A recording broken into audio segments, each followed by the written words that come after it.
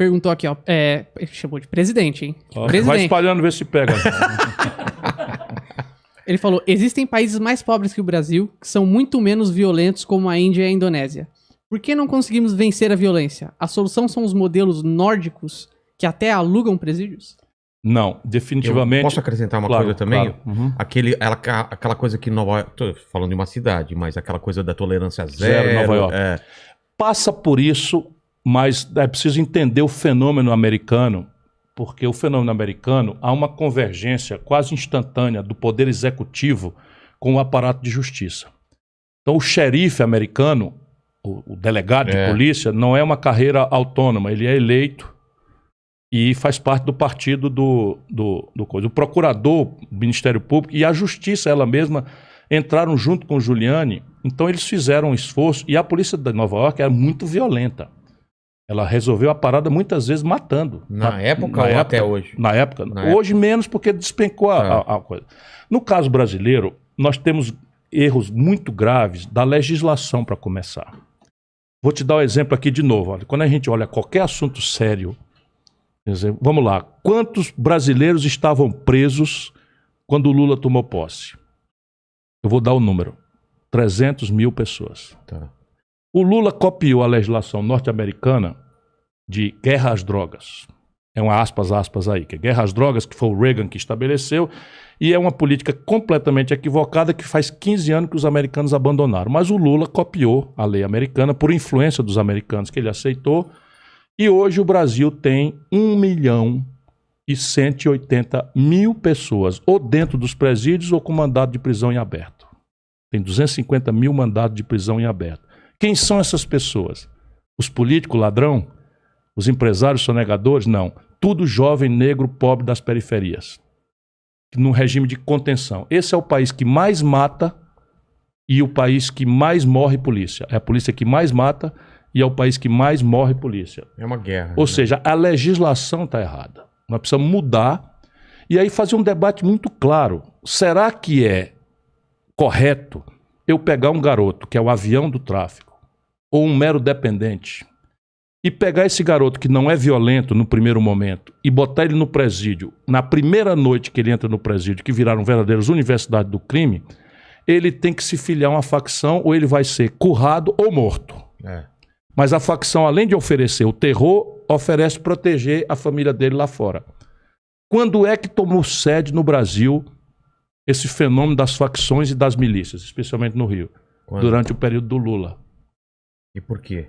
Porque não mudou uma legislação. Mas por causa da ausência do Estado? Absoluta ausência e equívocos. Não foi feita uma inovação institucional, nenhuma inovação institucional, a não ser copiar essa lei americana que criou a massa de manobra, o exército de reserva das facções, com jovens negros da periferia que caem na desgraça do avião da droga, porque estão aí na história do compre, compre, compre, que é o consumismo, etc, etc, também muito estimulado por esse tipo de político no Brasil. Compre, compre, compre, compre, compre, e ele nem a família tem renda para comprar.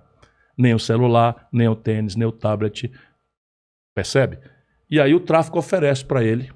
E ele está querendo viver tudo que há para viver, para usar o verso do Lulu Santos, porque não acredita que tenha futuro para ele. Que ele vai ser ou preso ou morto, como está acontecendo. Tem que mudar a legislação. E estabelecer penas de não cadeia, de não encarceramento.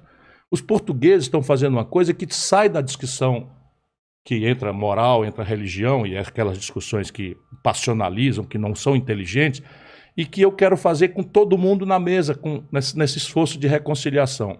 Meu irmão, não dá mais para fazer como está. Vamos discutir aqui como fazer. O que os portugueses estão fazendo nesse assunto da droga? E eu estou estudando bastante essa experiência. Eles fizeram o seguinte, os especialistas, os cientistas, médicos, etc., estabeleceram qual é a quantidade de cada uma das drogas que o dependente precisa ter para saciar sua dependência por uma semana. Se uma pessoa for apanhada com esta quantidade necessária e suficiente para uma semana, é assunto de saúde, não tem nada a ver com polícia. A partir daí, eles estabelecem uma gradação da pena pelo volume. E isso nos permite, por quê? Porque o traficante não está na favela. Claro o traficante não está na periferia. Claro que não. O traficante está morando, sabe, nos Alphaville da vida. o chefe das facções está morando nos Alphaville. E isso nós precisamos fazer. E como é que faz?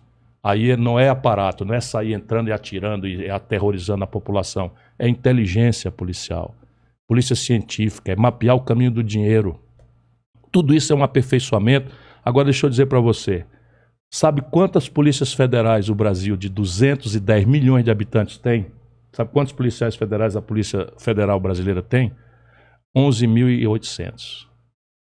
Isso é 1/3 da Polícia do Ceará, 8º estado brasileiro.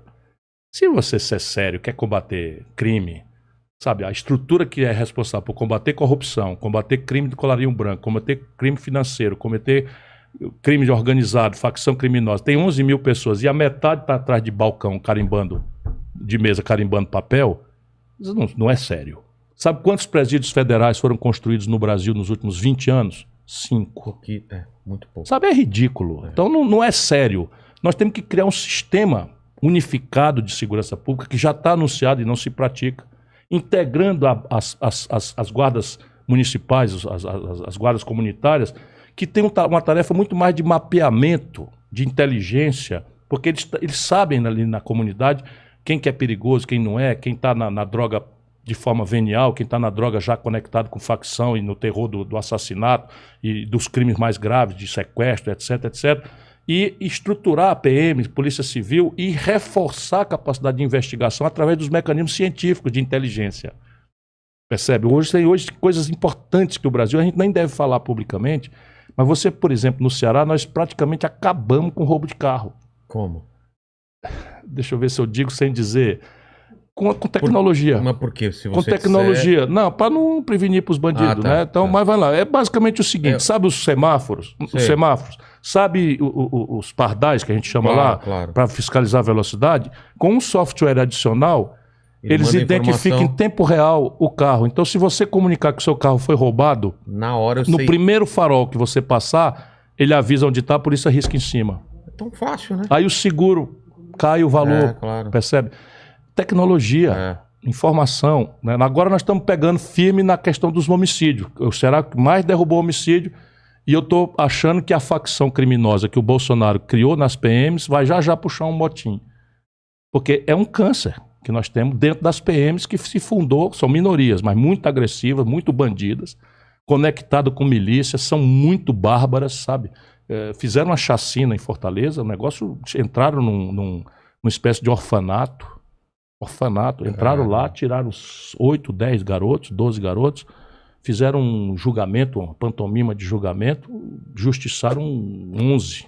Caramba, cara. E tem político. Medieval. E tem político. E aí ganham, tá tudo aí, na Câmara Federal, coronel não sei das quantas, major não sei das quantas, capitão não sei das quantas, tudo fazendo política.